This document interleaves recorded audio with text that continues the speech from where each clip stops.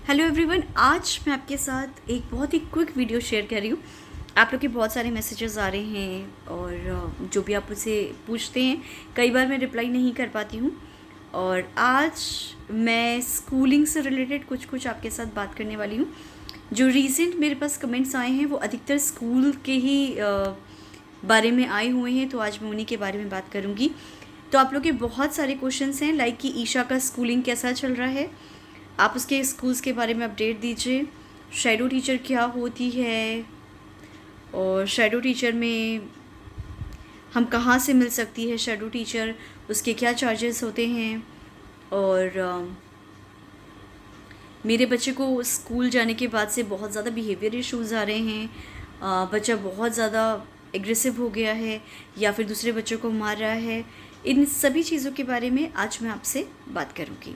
तो सबसे पहला क्वेश्चन कि मैं ईशा के स्कूल के बारे में आपको अपडेट दूँ।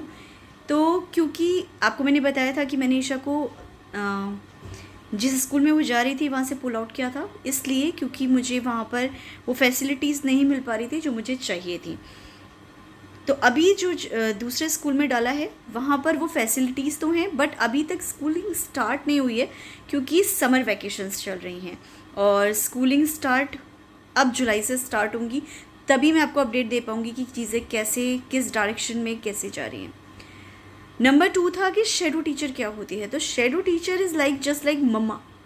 जैसे मम्मा घर पे रहती है, मम्मा आपको ट्रेन करती है, ऐसे ही एक टीचर आप अपॉइंट करते हो बच्चे के लिए जो उसकी मम्मा की तरह उसके साथ स्कूल में रहती है, जो वहाँ की टीचर और बच्चे के बीच में एक ब्रिज की तरह काम करती है।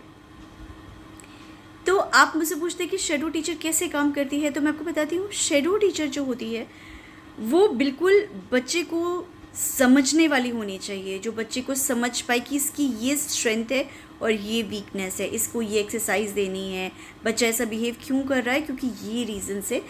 तो वो शैडो टीचर आपका कुछ स्कूल में जो हैंडलिंग है वो अच्छे ढंग से हैंडल कर पाएगी। अब मैं आती हूँ कि शैडो टीचर में ऐसी क्या क्या चीज़ें जो आपको ढूंढनी चाहिए। तो पहले तो आप ये देखो कि शैडो टीचर को जो जो तरीका है बच्चे को मैनेज करने का कि वो क्या है, उसकी क्वालिफ़िकेशन क्या है और वो कितनी लविंग और केयरिंग है, जो सबसे इम्पॉर्टेंट चीज़ है। यहाँ पे कई बार एजुकेशन भी उतनी काम नहीं आती जितना उसका बिहेवियर, लाइक वो कितनी केयरिंग है, कितना बच्चे को समझ पाती है, कितनी अच्छी बॉन्डिंग है। ये सारी चीज़ें शैडो टीचर में देखी जाती है क्योंकि आपका बच्चा पूरे 6 घंटे उसी के साथ स्कूल में रहेगा। तो अब मैं आती हूँ कि शैडो टीचर को अगर हमने सपोज आपको लगता है कि शैडो टीचर अच्छी है, तो पहले आप उसको घर पे ट्रेन करेंगे। पहले आप बच्चे और शैडो टीचर दोनों की बॉन्डिंग बनाएंगे और तभी आप उसको स्कूल भेजेंगे ताकि बच्चा उस शैडो टीचर के साथ बिल्कुल कंफर्टेबली स्कूल में रह सके। अब आप मुझसे पूछ रहे थे कि क्या रेंज रहती है प्राइस की, तो मैं आपको बताऊं कि ऐसा कुछ स्पेसिफिक नहीं होता है। ये बहुत कम भी होती है और बहुत ज़्यादा भी लेते हैं। इट डिपेंड्स कि वो शैडो टीचर कितनी क्वालिफाइड है और कितने अच्छे ढंग से बच्चे को मैनेज कर सकती है। ये सब चीज़ें डिपेंड करती हैं, तो इसी अकॉर्डिंग उनकी जो सैलरी होती है वो उन्हीं के अकॉर्डिंग दी जाती है। ये शैडो टीचर कहाँ से मिल सकती है? देखिए, मुझे तो कॉन्टैक्ट्स के थ्रू मिली। आप इन सभी जगह पे लाइक स्कूल से पता कर सकते हैं, अगर वो शैडो टीचर प्रोवाइड करते हैं तो आप अपने जो भी थेरेपिस्ट हैं उनसे पूछ सकते हैं, स्पेशल एजुकेटर से पूछ सकते हैं कि वो कहाँ से शैडो टीचर आपको मिल सकती है। बाकी आप एक जॉब भी निकाल सकते हैं और पब्लिश कर सकते हैं, बट मैं बोलूँगी कि अगर कॉन्टैक्ट्स के थ्रू मिलेगी तो ज़्यादा बेटर रहेगा। एटलीस्ट आपको पता है कि इसके रेफरेंस के थ्रू मिले तो ठीक रहेगी। नेक्स्ट क्वेश्चन था कि मेरे बच्चे को बहुत ज़्यादा बिहेवियर इश्यूज़ आ रहे हैं। स्कूल गया था, स्टार्टिंग के 2-3 दिन तो बहुत अच्छे थे, बट अब बच्चा बहुत ज़्यादा बिहेवियर इश्यूज़ लेकर आ रहा है। देखिए, सिंपल है, ये हर बच्चे के साथ होता है और उसका रीज़न बहुत सिंपल होता है। इसमें ना हमारे बच्चों की गलतियाँ नहीं होती हैं। कई बार क्या होता है ना, वो इतना ज़्यादा इन्वायरमेंटल चीज़ें होती हैं, इन्वायरमेंटल फैक्टर्स होते हैं, लाइक बहुत ज़्यादा क्राउड है, बहुत ज़्यादा साउंड है, बच्चे को उठने नहीं दे रहे हैं, बच्चे को भागने नहीं दे रहे हैं, क्योंकि इनको ज़रूरत होती है, इनको ज़रूरत होती है भागने की, इनको ज़रूरत होती है दौड़ने की, इनको ज़रूरत होती है कि ये जंपिंग करें, इनको ज़रूरत होती है कि हैंड फ्लैपिंग करें। कुछ चीज़ें हैं जो उनकी रियली नीड हैं।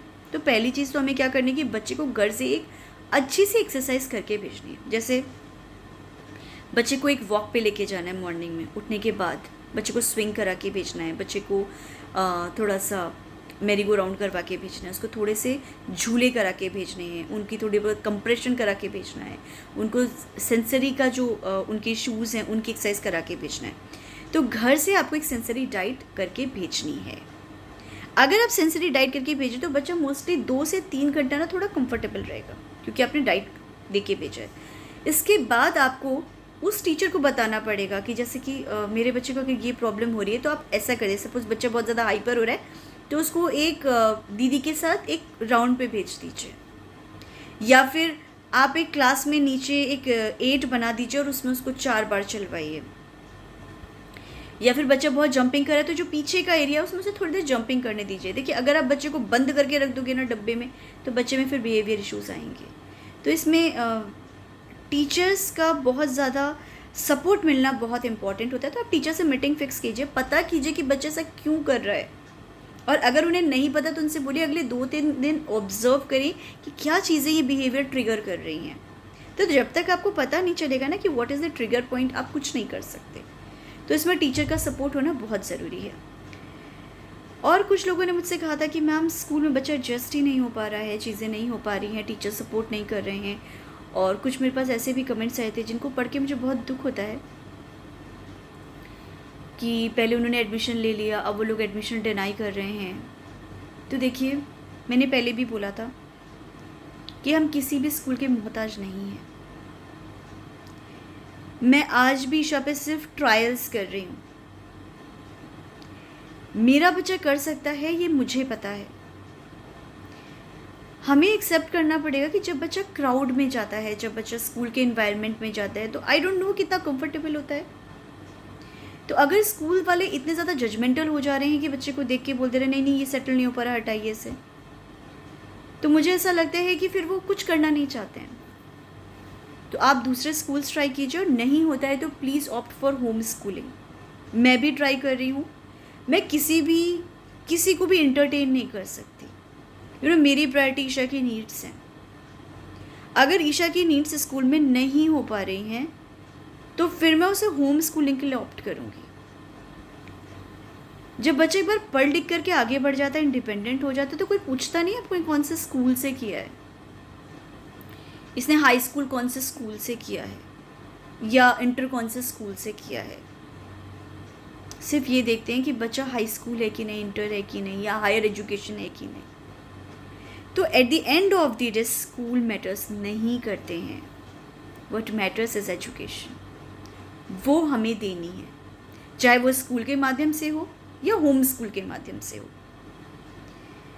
तो मेरे आज भी ट्रायल चल रहे हैं। जिस दिन मुझे लगा कि नहीं काम कर रहा है, नहीं चीज़ें हो रही हैं, मैं हैप्पीली होम स्कूलिंग को ऑप्ट करूँगी।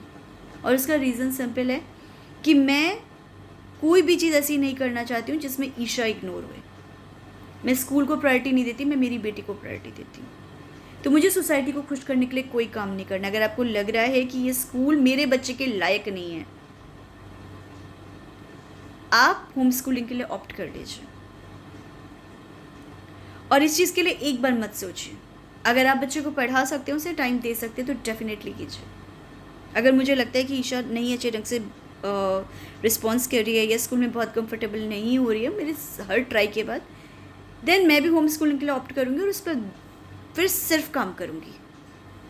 तो यही चीज़ आपको भी करनी है। सबसे पहले एक्सेप्टेंस हमें करनी है कि भाई रियली इनके लिए स्कूल थोड़ा मुश्किल होता है, ये सच है, क्योंकि वहाँ बहुत सारी साउंड होती हैं, बहुत सारे लोग होते हैं, बहुत सारे इंस्ट्रक्शंस होते हैं, और बहुत सारा एक्सपेक्टेशंस भी बहुत ज़्यादा होती हैं। तो अगर मुझे लग रहा है कि वो मैनेज नहीं कर पा रही तो इट इज़ ओके। जो मैनेज कर सकती है मैं उसे वो चीज़ दूँगी, राइट। तो अभी तो मैंने ये चीज़ें सोची हैं। तो ये कुछ क्वेश्चंस थे स्कूलिंग के बारे में जो आपने मुझसे पूछे थे, और आज के लिए सिर्फ इतना। हम फिर मिलेंगे। बाय।